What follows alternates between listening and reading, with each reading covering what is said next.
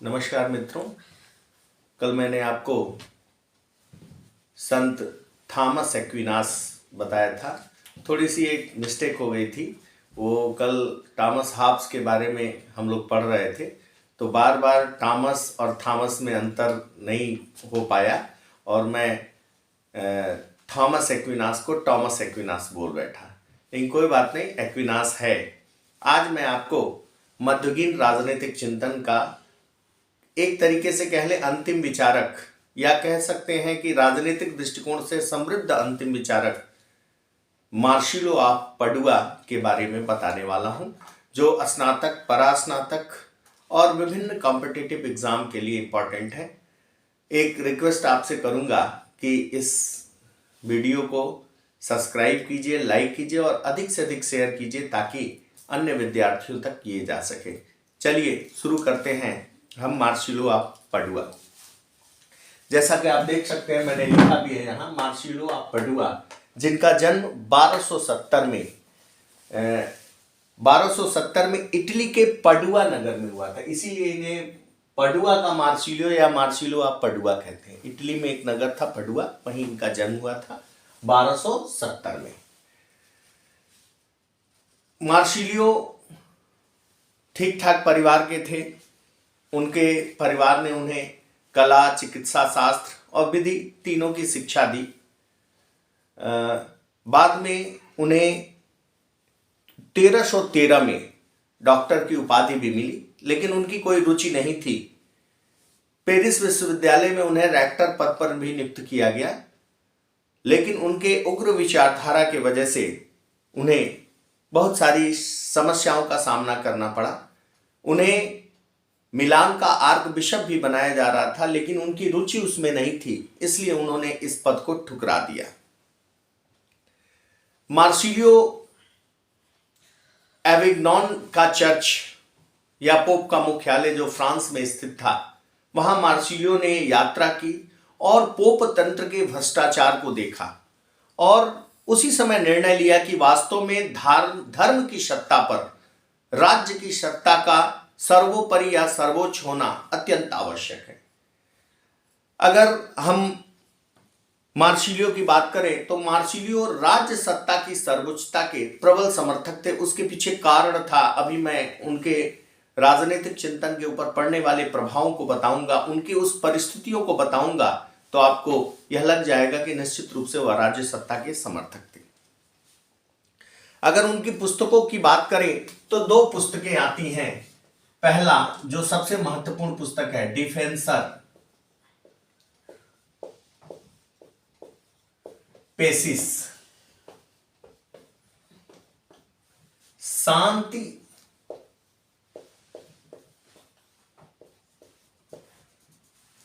देखिए, डिफेंसर पेसिस और डिफेंसर माइनर दो पुस्तक थी।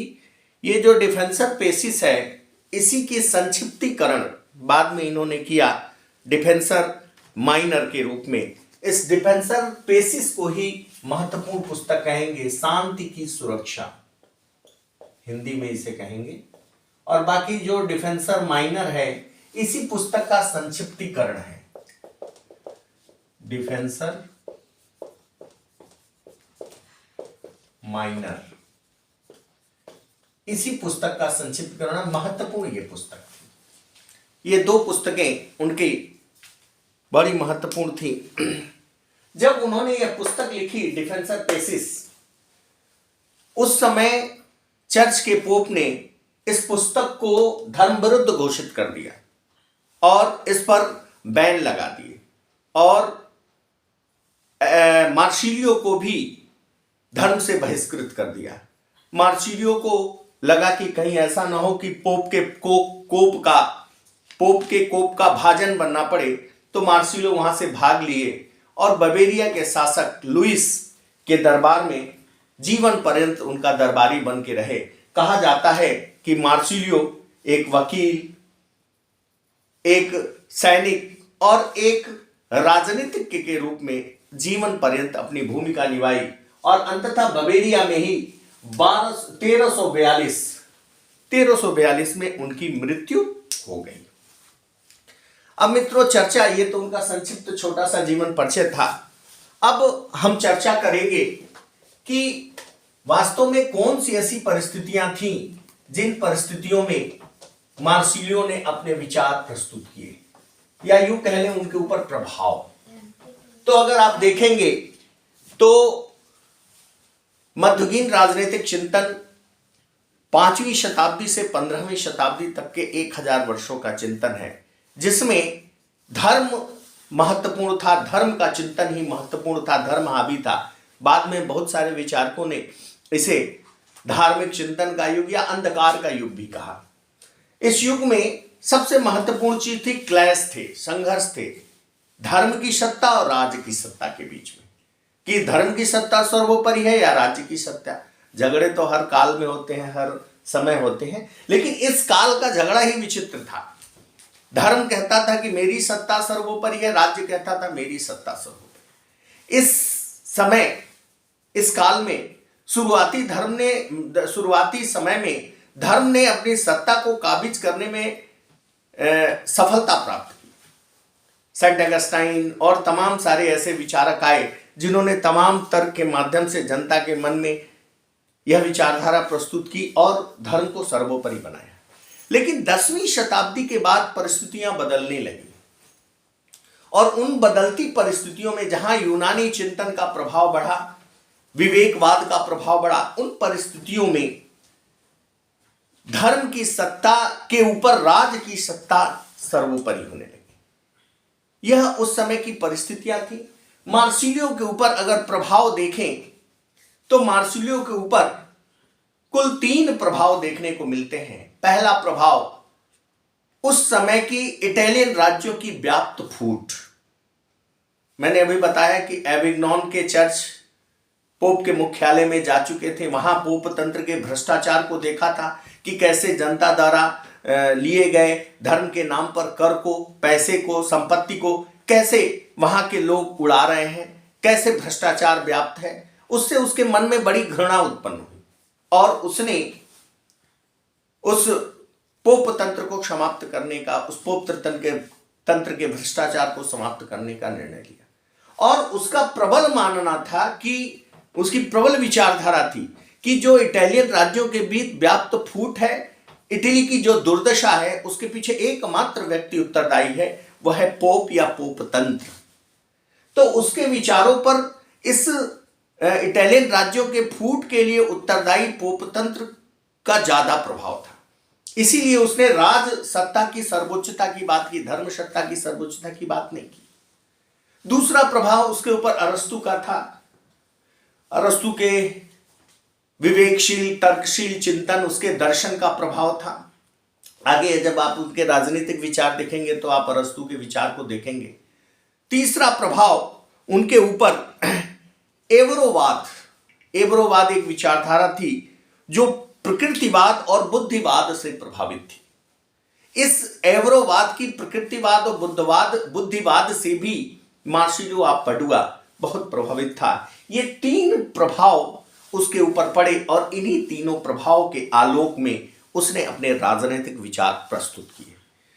अब उनके राजनीतिक विचार को देखते हैं तो पहला राजनीतिक विचार आता है राज्य के संबंध में, राज्य संबंधी।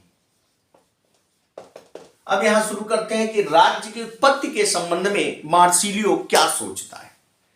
तो जैसा कि अरस्तु को देखा आपने कि अरस्तु ने माना कि राज्य एक प्राकृतिक संगठन है, सामाजिक स्वाभाविक, मनुष्य की सामाजिक स्वाभाविक प्रवृत्ति के कारण मनुष्य से परिवार, परिवार से ग्राम, ग्राम से राज्य का विकास हुआ है। उसी विचारधारा का समर्थन मार्सिलियो भी करता है। मार्सिलियो भी राज्य को ऐसा ही संगठन मानता है, और जैसा कि अरस्तु ने राज्य में विभिन्न वर्ग, व्यापारी वर्ग और भी तमाम वर्गों की, शासक वर्ग, जनता, इन सब की बात की, वो सारी चीजों को वो स्वीकार करता है। यानी पूर्णतः राज्य के उत्पत्ति के संबंध में वह अरस्तु के साथ दिखाई पड़ता है मार्सिलियो। यह अरस्तु का प्रभाव उसके ऊपर देखने को मिलता है। एक राज्य के कार्य संबंध में, जैसा कि अरस्तु ने कहा कि राज्य मनुष्य के हित के लिए आया और उसके हित के लिए बना हुआ है। राज्य मनुष्य के हित के लिए आया और उसके हित के लिए बना हुआ। अगर राज्य का वर्गीकरण देखें, संविधान का वर्गीकरण अरस्तु का, तो उसमें उसने कहा कि स्वहित और परहित, यानी जनता का हित ही राज्य के लिए सर्वोपरि है। जहां उसका वर्गीकरण देखा, इन्होंने भी माना कि वास्तव में राज्य का जो लक्ष्य है वह द रियल गुड, शुभ, सुंदर, अच्छा, कल्याणकारी, जनता का कल्याण करना है, जनता का हित है। यानी यहां भी वह अरस्तु के साथ दिखते हैं। लेकिन एक अंतर यहां देखने को मिला कि जहां अरस्तु इसी लोक की बात करते हैं, इसी लोक की बात करते हैं कि राज्य मनुष्य के श्रेष्ठ जीवन के लिए केवल यह लोक उत्तरदायी है, वहीं मार्सिलियो थोड़ा सा यहां डिफरेंस रखते हैं अरस्तु के साथ। वो कहते हैं कि यह लोक नहीं, बल्कि इसके साथ साथ परलोक भी मानवीय जीवन के लिए बहुत महत्वपूर्ण है, मानवीय जीवन की श्रेष्ठता के लिए बहुत महत्वपूर्ण है। उन्होंने कहा कि दो सुख होते हैं, एक सांसारिक, दूसरा आत्मिक। सांसारिक सुख तो राज्य द्वारा इस लोक में दे दिया जाता है, लेकिन जो आत्मिक सुख या मोक्ष की प्राप्ति होती है वह धर्म के माध्यम से ही परलोक की विचारधारा के आधार पर होता है। यानी यहां थोड़ा सा डिफरेंसेस अरस्तु के विचारधारा में और मार्सिलियो के विचारधारा में मिलेगा। दूसरा, शासन के संबंध में।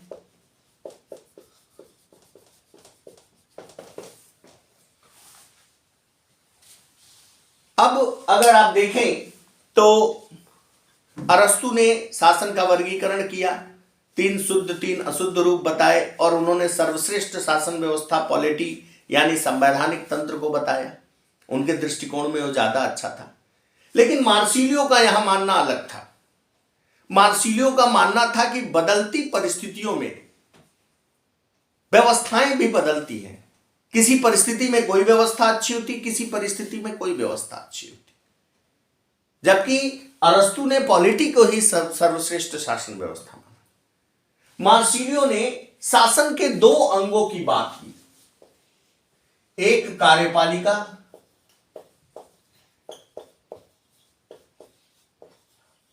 और दूसरा व्यवस्थापिका।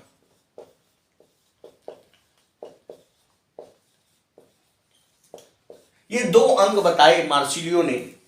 कार्यपालिका के दृष्टिकोण से उसने निर्वाचित राजतंत्र का समर्थन किया, जबकि व्यवस्थापिका के दृष्टिकोण से उसने प्रतिनिधियात्मक सभा का समर्थन किया। मानना था मार्सिलियो का कि जो शासन के कार्य होते हैं उसमें कार्यपालिका यानी निर्वाचित राजतंत्र महत्वपूर्ण होता है। राजा को भी नियंत्रण में रहना चाहिए, और नियम कानून बनाने का कार्य यानी व्यवस्थापिका ये जनता द्वारा चुने गए प्रतिनिधियों के सभा के द्वारा होना चाहिए। अगर देखें हम तो निश्चित रूप से मार्सिलियो के विचार आगे आने वाले यूरोप के विचार की बात करते हैं। इसीलिए प्रोफेसर मूर ने कहा कि वास्तव में मार्सिलियो इतना महत्वपूर्ण विचारक था कि उसने 14वीं शताब्दी का सबसे महत्वपूर्ण विचारक, जिसने केवल अपने समय के यूरोप को नहीं बल्कि आने वाले समय के यूरोप के बारे में सोचा, देखा, वो दूरदृष्टा था। यानी अगर आप देखें इन विचार, कार्यपालिका और व्यवस्थापिका संबंधी विचार को, तो स्पष्ट हो जाता है कि वह आगे के भविष्य के यूरोप को देख रहा था, जो बाद में आधुनिक काल में भविष्य में यूरोप स्थापित हुआ। उसका सपना पहले ही, उसके बारे में पहले ही मार्सिलियो सोच चुका था। यह उसके शासन संबंधी विचार। अब एक और महत्वपूर्ण चीज कि शासन होना किस आधार पे चाहिए, तो जैसे अरस्तु कहता है जनहित के आधार पे, यानी शासक को जनता का हित सर्वोपरि रख के कोई कार्य करना चाहिए, कोई भी निर्णय जनता के हित के आधार पर ही लेने चाहिए, ऐसा मार्सिलियो का भी मानना था, जैसा कि अरस्तु का मानना था। अब आते हैं कानून संबंधी विचार पे। ये 2 हो गया। तीसरा, कानून संबंधी विचार, राजनीतिक विचार।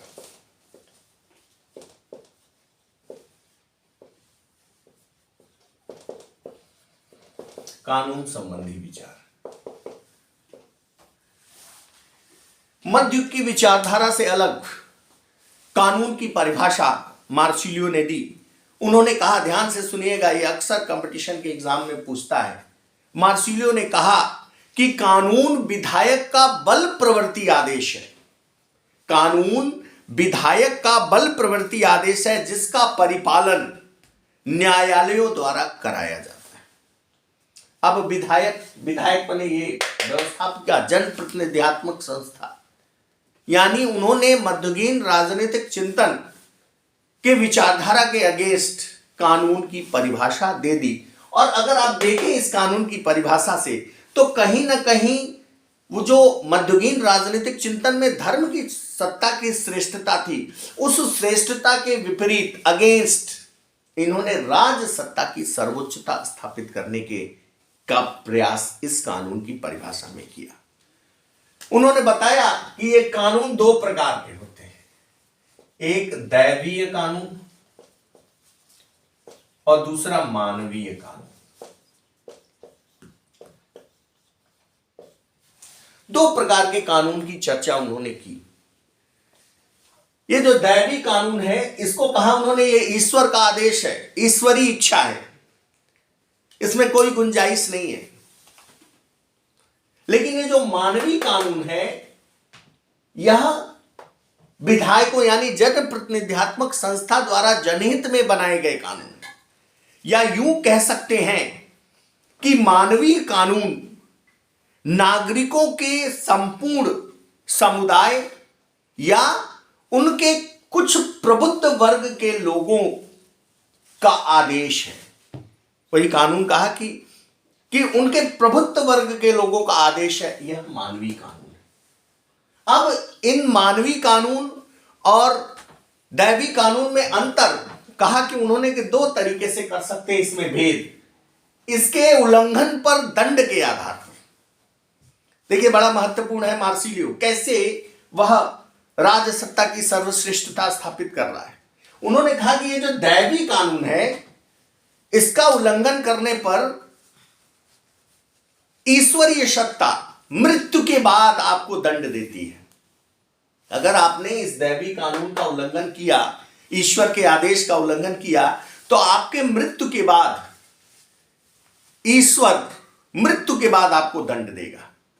लेकिन यह जो मानवीय कानून है, अगर इसका उल्लंघन आपने किया तो इसी लोक में शासन द्वारा, शासक द्वारा आपको दंड का भागी बनना पड़ेगा। अब देखिए क्या अंतर करता है कि अगर आपने दैवी कानून का उल्लंघन किया तो मृत्यु के बाद ईश्वर, अब अगर चिंतन की बात करें, विज्ञानवाद की बात करें, तो मृत्यु के बाद किसी ने देखा नहीं कि क्या हो रहा है आपके साथ। यानी ईश्वरीय सत्ता के कोप का भाजन आपको मृत्यु के बाद की पता नहीं, ऊपर जाके आपके पाप के लिए आपके पकोड़े तले जाएंगे, कोड़े मारे जाएंगे कि क्या होगा, आपको पुरस्कृत किया जाएगा। यह मृत्यु के बाद का प्रश्न है, पारलौकिक है ये। जबकि मानवीय कानून का अगर उल्लंघन किया आपने तो इसी समय में, इसी लोक में आपको शासन द्वारा आपको दंडित किया जाएगा। यानी कि मार्सिलियो ऑफ पाडुआ ने इस कानून को दंड, इसके भंग करने पर दंड के आधार पर इन दोनों कानूनों के भेद को बताया। यह था उनका कानून संबंधी विचार। अब चौथा, चर्च संबंधी विचार। देखिए बड़ा महत्वपूर्ण था यह चर्च संबंधी विचार, और कहा जाता है इसी चर्च संबंधी विचार के कारण चर्च उसका विरोधी भी हो गया। देखिए मित्रों, मैंने आपको शुरू में ही बताया था कि वह एविग्नॉन के चर्च में गया, वहां उसने पोप तंत्र में व्याप्त भ्रष्टाचार को देखा। उसने वास्तव में चर्च के संबंध में विचार दिया कि चर्च या चर्च का पोप ईश्वर द्वारा नियुक्त नहीं है, जैसा कि सेंट अगस्टाइन या विभिन्न मध्ययुगीन राजनीतिक विचारधारा के अनुसार होता है कि ईश्वर मुझसे मिले थे, उन्होंने दो तलवारें दी, एक धर्म की तलवार, एक राजसत्ता की तलवार, और कहा कि तुम धर्म की तलवार रखो और जो तुमको योग्य लगता है उसको राज्य सत्ता की तलवार दो, यानी धर्म की तलवार, धर्म की सत्ता सर्वोपरि थी। लेकिन यहां उन्होंने कहा नहीं, ऐसा कुछ नहीं होता चर्च में। वास्तव में चर्च एक जन संप्रभुता एवं प्रतिनिधित्वक संस्था है। चर्च की एक परिषद होती है, बाद में परिषदीय आंदोलन आया। कहा जाता है इस परिषदीय आंदोलन का प्रेरणा मार्सिलियो ऑफ पेडुआ था, जिसने दुनिया के सामने खोल के रख दिया कि वास्तव में चर्च की नियुक्ति ईश्वर नहीं करता, बल्कि चर्च की प्रतिनिधित्वक संस्था करती है। वो परिषद चर्च के पोप की नियुक्ति करती है। उस परिषद में ईसाई धर्म को मानने वाले जनता, जन सामान्य होते हैं। विभिन्न छोटे बड़े चर्चों के पादरी और विश्वविद्यालयों इत्यादि के प्रतिनिधि होते हैं, जो उस परिषद में होते हैं। उन परिषद के लोगों के द्वारा चर्च की नियुक्ति होती है। लेकिन पोप ने बताया क्या और किया क्या? उस जो धन मिल रहा था, उस धन संपत्ति के आधार पे, धर्म के नाम पे, संपत्ति के आधार पे परिषद के लोगों को की नियुक्ति पोप करने लगा, परिषद को प्रभावित करने लगा और अपनी सर्वोच्चता स्थापित करने लगा। जबकि परिषद पोप की नियुक्ति करती है और परिषद ही चर्च के संबंध में सामान्य नियम कानून या धर्म की व्याख्या या किसी को धर्म से बहिष्कृत करने का कार्य इस पोप का कार्य नहीं, बल्कि परिषद का कार्य था। और परिषद को इतना अधिकार प्राप्त था कि परिषद पोप अगर भ्रष्टाचारी हो जाए तो पोप को उसके पद से हटा सकती थी। यानी ये जो काउंसिलियर मूवमेंट, परिषदीय आंदोलन चला, उस परिषदीय आंदोलन के माध्यम से मार्सिलियो ऑफ पेडुआ ने बताया कि वास्तव में चर्च एक प्रतिनिधित्वक संस्था है। वह सामान्य परिषद के इच्छा के अनुसार चलती है, सामान्य परिषद के अनुसार चलती है, और वह जैसे राज्य सत्ता जन प्रतिनिधित्वक संस्था है, वैसे चर्च भी प्रतिनिधित्वक संस्था है। और वास्तव में इस चर्च संबंधी विचार को देने के बाद उन्होंने कहा कि वास्तव में इस चर्च पर राज्य सत्ता की प्रभुता होनी चाहिए। क्यों? क्योंकि चर्च का काम क्या है? चर्च का काम, अगर आप धर्म विरुद्ध कोई कार्य कर रहे हैं तो आपको ईश्वरीय आदेश के आधार पर मृत्यु के बाद दंड मिलना है। लेकिन अगर आपने मानवीय कानून का उल्लंघन किया तो इसी शासन, इसी युग में, इसी काल में शासन के द्वारा दंड देना है। चर्च का काम केवल और केवल धार्मिक नियमों कानूनों की व्याख्या करना है, और वो चर्च का परिषद कर रहा है। अगर चर्च में व्याप्त भ्रष्टाचार हो जाए, जैसा कि मार्सिलियो ने देखा था पोप तंत्र का भ्रष्टाचार, तो कहता है मार्सिलियो कि ऐसे भ्रष्टाचार को नियंत्रित करने के लिए राज्य सत्ता की सर्वोच्चता होनी चाहिए।